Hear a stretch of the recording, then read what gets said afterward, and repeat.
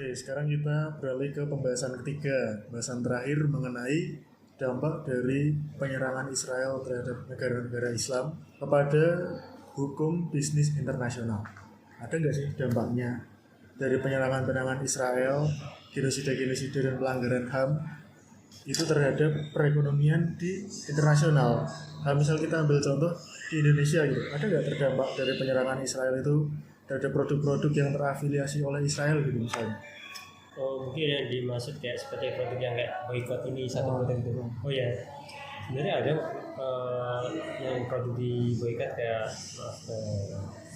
ini brand atau ini ya maaf kayak semacam inilah apa yang terafiliasi iya. brand ayam gitu. Iya, brand salah satu kayak itu saya nggak sebut merek ya.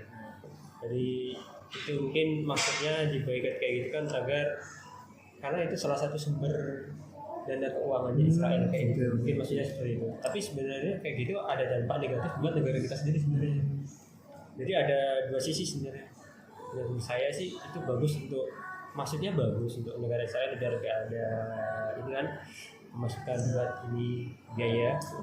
Tapi juga dampak negatifnya karena yang kerja kan orang Indonesia semua gitu loh.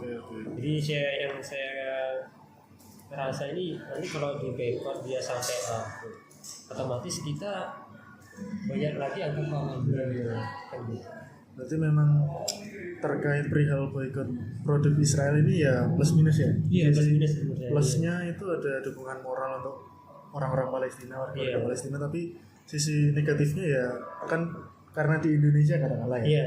Itu kan juga menyerap tenaga kerja gitu kan. Nah, jadi kalau misalnya itu diboykot sepi terus akhirnya PHK gitu ya. Iya, malah kasihan yang kerja juga gitu. Padahal di sisi lain orang-orang mungkin menganggap boykot itu untuk menyetop dana ke Israel yang diduga digunakan untuk mendanai peperangan gitu kan. Iya. Tapi ya memang gimana ya? Mungkin itu salah satu contohnya adalah dari fatwa MUI kan. Iya. Fatwa MUI mengatakan kalau misalnya kita harus memboikot beberapa produk yang terafiliasi oleh Israel karena untuk menyetop pendanaan perang gitu. Yeah. Tapi di sisi lain tidak disediakan alternatif. Kalau misalnya di Indonesia ada tenaga kerja, dia bekerja di tempat yang terafiliasi oleh Israel, tapi itu ya alternatifnya apa nggak dipertimbangkan oleh negara gitu sekali gitu. Karena brand-brandnya emang menurut saya emang cukup besar gitu. Di satu kota pun dia punya beberapa cabang gitu. Misalnya satu kota dia punya 10 cabang, di Indonesia ada berapa kota kan gitu. Kalau itu sampai tutup semua, satu outlet aja kita ada berapa karyawan gitu kan. Jadi yang minusnya di situ sebenarnya. Oke, tapi yang menarik di sini adalah terkait boikot produk Israel yang terafiliasi oleh Israel. Yang perlu kita highlight atau kita tanda tanyai adalah peran pemerintah terkait hal tersebut. Kalau misalnya MUI aja itu mengatakan boikot, tapi kenapa pemerintah tidak menyediakan alternatif terkait hal tersebut? Katakanlah alternatifnya muncul dari masyarakat, yaitu adalah pemilihan produk yang lain, merek lain gitu misalnya dari produk ayam A ke ayam B, pizza A ke pizza B gitu kan. Tapi kan itu munculnya dari masyarakat. Tetap pemerintah mendapatkan pemasukan dari produk-produk yang katakanlah terafiliasi Israel, tapi nggak ada antisipasinya gitu, kayak nggak ada alternatifnya, nggak ada tindakan nyata dari pemerintah. Artinya kan itu masih ada menerapkan non-blok gitu. Apakah itu sama dengan menerapkan non-blok gitu?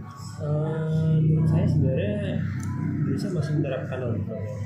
Cuman kalau secara terkaitan soal boykot ini memang ada dua satu keuntungan satu kekurangan itu ya, dua permasalahan itu sebenarnya. Tapi sebenarnya saya ada ide gagasan untuk jalan keluar sebenarnya. Tapi ini akan merugikan negara yang punya sebenarnya. Tapi akan berkeuntungan untuk negara Indonesia. Jadi kalau dari sistem sudut pandang saya ini untuk soal manajemen. Jadi gini, dia misalnya dia di satu kota punya 10 outlet, gimana kita caranya bikin 10 outlet itu bentuk kenapa tutup terlebih dahulu? Biar dia pergi dari Indonesia 10 outlet. Ibaratnya kan seperti itu. Brand itu pergi, kita buka brand itu di tempat yang sama dengan pekerja yang sama dengan nama brand yang berbeda. Dan itu mungkin bisa dipegang oleh BUMN misalnya kan. Jadi kita bisa yang megang dari pihak negara itu mungkin sangat bagus banget untuk negara Indonesia. Mungkin kalau Indonesia bisa melakukan hal tersebut itu sangat bagus banget. Berarti semacam ini ya, semacam brand switching gitu ya. Kayak Iya. mungkin yang udah terjadi di Rusia mungkin. Iya. Yang tadinya misalnya produk kopi apa, Iya. itu menjadi produk kopi asli Rusia gitu. Iya. Terus produk ayam apa menjadi produk ayam yang namanya Rusia tapi tetap tokonya sama, Iya, pegawainya karyawan sama. sama. Iya, gitu. benar sekali. Jadi itu kan sangat menguntungkan sekali. Itu alternatif yang sangat bagus. Ya sih itu setuju sih. Ya. Jadi ibaratnya kayak kita, oh ini manajemen ini Ya. keluar, kita ganti manajemen yang baru. Oke oke. Dan untungnya pun manajemen yang baru kalau kepegang negara otomatis pendapatan daerah meningkat. Langsung masuk ke pemerintah sendiri. Iya benar. Terus kalau misalnya mengenai ini, kan aku baca di jurnal Asyarikah gitu. Dia membahas mengenai boikot produk Israel terhadap hukum bisnis atau perkembangan brand switching pada konsumen gitu.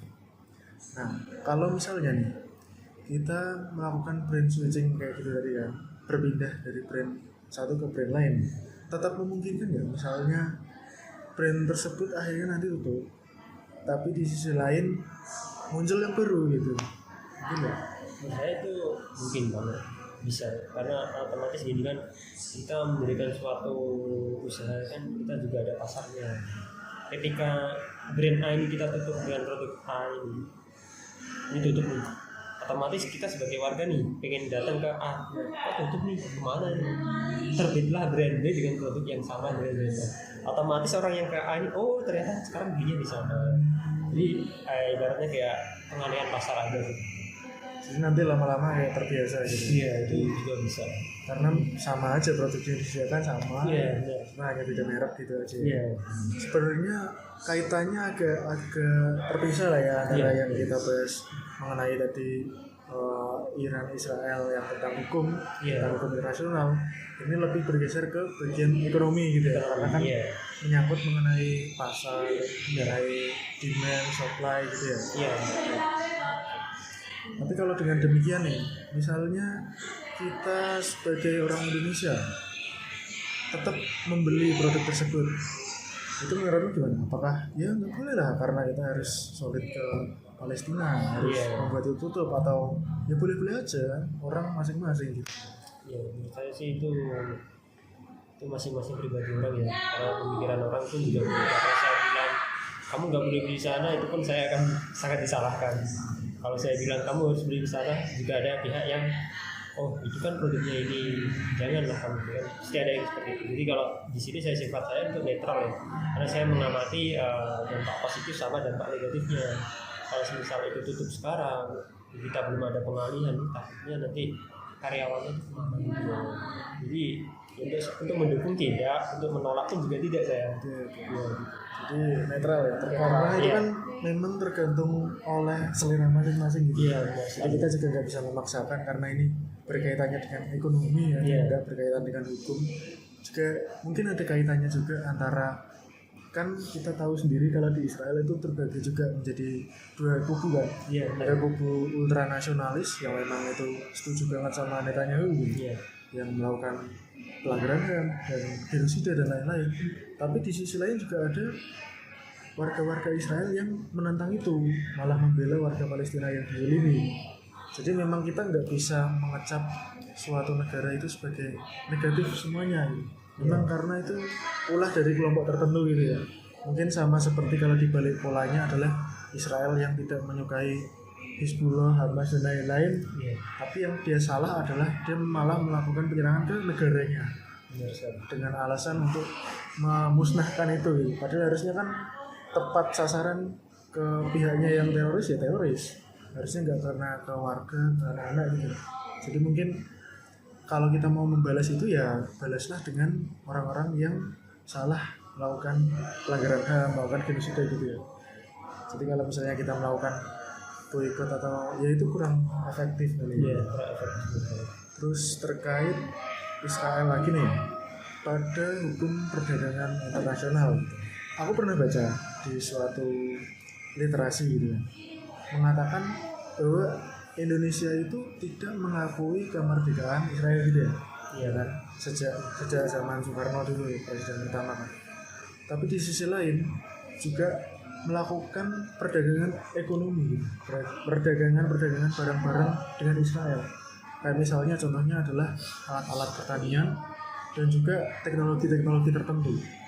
Nah kalau kayak gitu gimana? Ini apakah bisa kita katakan sudah melenceng dari niat Indonesia sebagai negara yang pro Israel di awal, atau memang ini penerapan gerakan non-blok, atau memang karena Indonesia butuh, jadi kita mau nggak mau harus ya secara tidak langsung kan mengakui Israel dari segi ekonomi gitu. Ya. Kalau dibilang Indonesia secara tidak langsung butuh sih saya rasa enggak ya, karena banyak negara lain alternatif selain Israel. Terus mungkin untuk suatu bentuk gerakan non-blok itu mungkin bisa terjadi. Saya setuju itu mungkin agar seperti tidak Indonesia membela satu pihak itu mungkin seperti itu. Dan kembali lagi untuk kita masalah produk itu untuk mungkin menjaga ya perekonomian kita gitu, stabilitas gitu. Dan kalaupun sekarang misal kita berhenti untuk melakukan perekonomian dengan Israel itu nggak ada masalah, karena kita satu sumber daya alam juga masih oke, sumber daya pangan juga masih oke, dan negara-negara lain yang memihak Indonesia juga masih banyak kan gitu. Berarti memang kalau misalnya kita akhirnya menyetop perdagangan ekonomi dengan Israel memang berpengaruh, agak menurun ya ini, tapi nggak yang seberdampak itu ya, karena kan masih ada negara-negara lain yang bekerjasama dengan Indonesia gitu.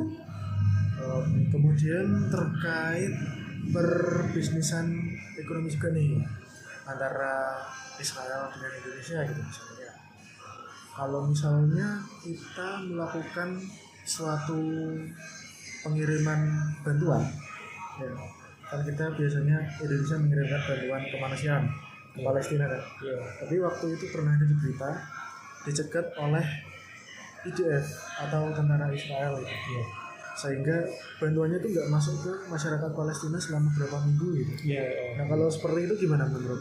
Apakah ini berkaitan dengan ekonomi atau udah bergerak di ranah lain atau?